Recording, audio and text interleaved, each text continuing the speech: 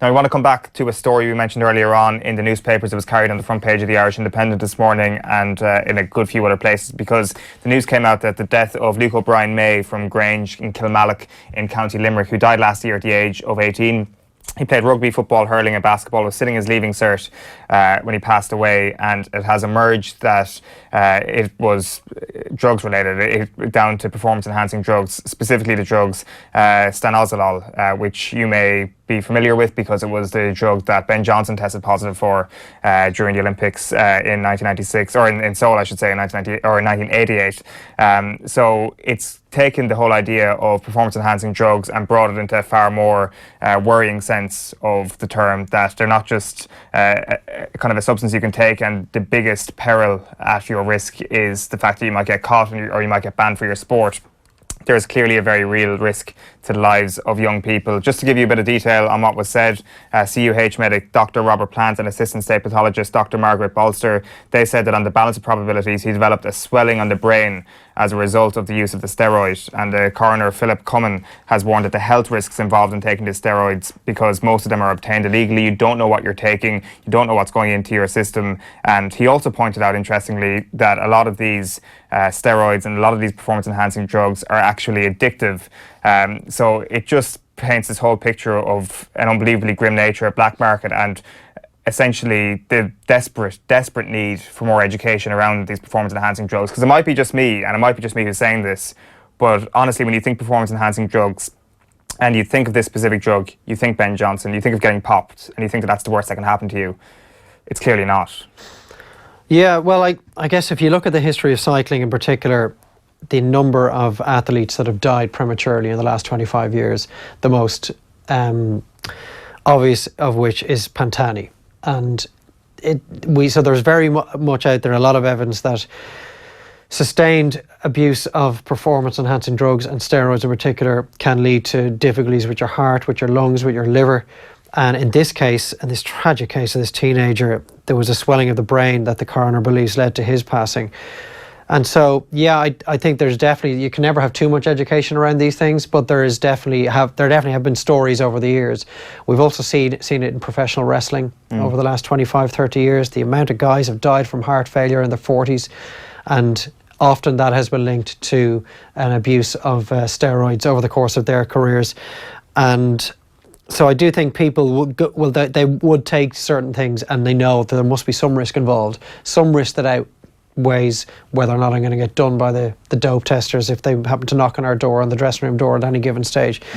But the thing is, when it comes to the education, it's probably, once you're further down your career path, if you're a professional athlete, or your amateur path, if you're an amateur athlete, if you're performing in the GAA, that's when the education starts to come in. Like, you don't get tested, you're not subject to WADA code until you're 18 years old, and there's nothing to say that this sort of stuff doesn't appeal to teenagers, that it doesn't appeal to people under the age of 18.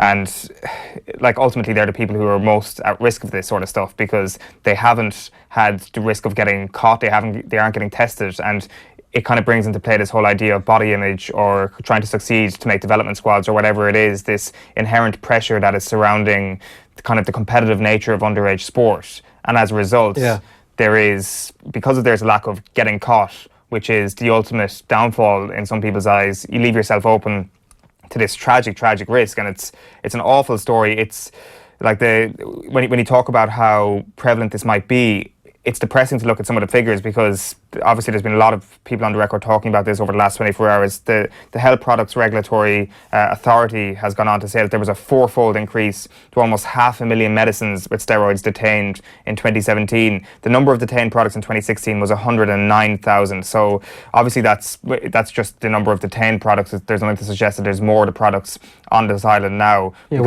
we've no idea what percentage of the total that would have been brought into the country this number is, whether it's a fraction of it, or whether they actually are being very successful in intercepting a lot of the stuff that's coming in.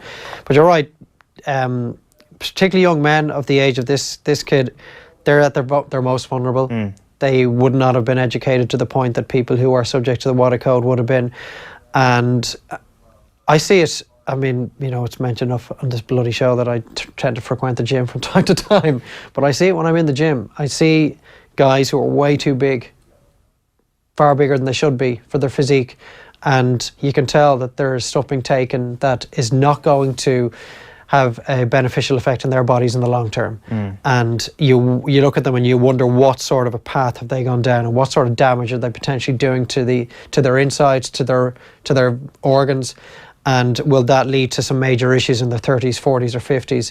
But this is such a health warning. This is proof that it can happen at a very young age. And the other thing is, maybe kids like this guy, or maybe young men in general, when you're at that age, you feel like you're invincible, and that you've got your whole life ahead of you. Nothing could possibly damage me physically in any way, because I'm fit, I'm healthy, I'm full of life. And you do have this feeling of invincibility. It maybe manifests itself in the way maybe some kids might drive, that you can handle the car, you can do whatever you want in the car, but I am invincible. Nothing of something like this can befall me. It's tragic for his family, and the only possible sense of a silver lining you might get from a tragic case like this is that it is just a wake-up call for anybody else, not just younger people, but of any age, that are taking something like this, that this is how badly wrong it can go. Yeah, like the big solution to, or the way to kind of stem the tide of this, or to stop this ever happening again, is, as we mentioned, education. And the GAA and the IRFU are on record on the story in the Irish Independent this morning. The GAA saying that they'll have anti-doping tutors in every county from next year, which is a very positive step. As you mentioned, players over the age of 18 are subject to WADA code under the GAA. The IRFU says it has a strong anti-doping stance and a proven track record in both education and testing. The IRFU says it targets schools, I'm quoting from the Indo again, targets schools and clubs with info packs and leaflets saying there is a mandatory anti-doping education for all representative underage players in Ireland, and targeted testing of young players on the path to professional rugby. Well, ultimately, when you put it into this sort of perspective, it's the education that's more important than the testing. We can moan all day about failed tests and people who've kind of failed tests and because they went in search of performance enhancement, but people who are really damaging their quality of life, or in the case of Luke O'Brien May, the most tragic circumstance of all, that's where it's preventative measures. It's not the failed tests that sort of give you some sort of encouragement, which they do at top level sport. It is the education, and like as you said, that is the one silver line that comes out of this. But it is a completely tragic story. It's not all about performance enhancement, though, is it? It's about body image as well, and it's about being able to lift heavier, lift bigger, to look bigger, to look leaner, to reduce your body fat percentage, and doing it in a chemical induced or an artificial way, which is not the way the body was designed. No. And we don't know what the reasons for the drugs been taken in this particular case, but I mean, that's irrelevant really, because I mean, he's paid the ultimate price and his family have paid the ultimate price. But in general terms, it's in the absence of dope testing, which isn't something that if you're just trying to lean up by going to the gym, you may not be playing sport at any kind of an elite level or a high level.